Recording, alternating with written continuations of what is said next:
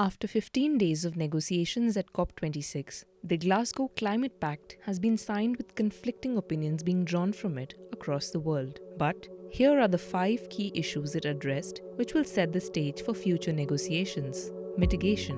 When the Paris Agreement was signed in 2015, member countries were asked to revise their NDCs every 5 years. But climate systems started changing rapidly over the past 6 years. Hence, it was realized that if countries were to revise their NDCs after a long gap of 5 years, it would be impossible to reach the 1.5 degree threshold. So, revising NDCs will be one of the key agendas of the summit to be held next year in Cairo, Egypt. The UN Secretary General has also asked the world leaders to meet in 2023 and broaden their ambitions for climate action. Coal and fossil fuels.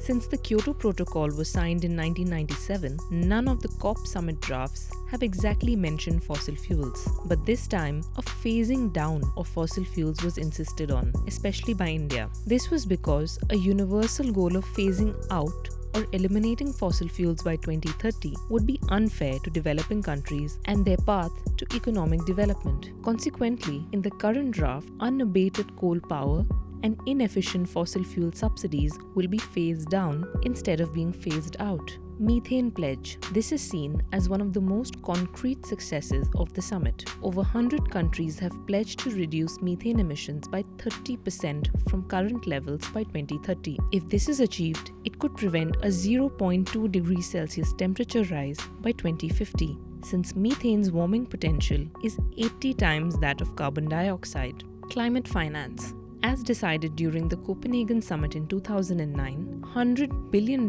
per year were meant to be released to developing countries to help them reduce emissions, which has not happened in its entirety. Developing countries also said that now, money for adaptation is as important as the funds meant to help reduce emissions. After much deliberation, the finance for the next 5 years from developed countries is expected to amount to $500 billion. A 2-year Sharm el-Sheikh work program has also been created to define a global goal on adaptation and double climate finance for adaptation from 2019 levels by 2025. The Paris Agreement had established a provision for countries on the front line of climate change disasters to seek damages through a streamlined process, but it did not receive much attention. The Glasgow Climate Pact has established a dialogue to discuss possible ways of funding these damages. The Santiago Network is a body that will be funded to build technical expertise to deal with loss and damage. For example, developing ways of helping people from island nations move away from shorelines during a disaster. Carbon markets. Carbon markets were established under the Kyoto Protocol, wherein any reduction in emissions above the targets could be converted into carbon credits. These can be sold to another country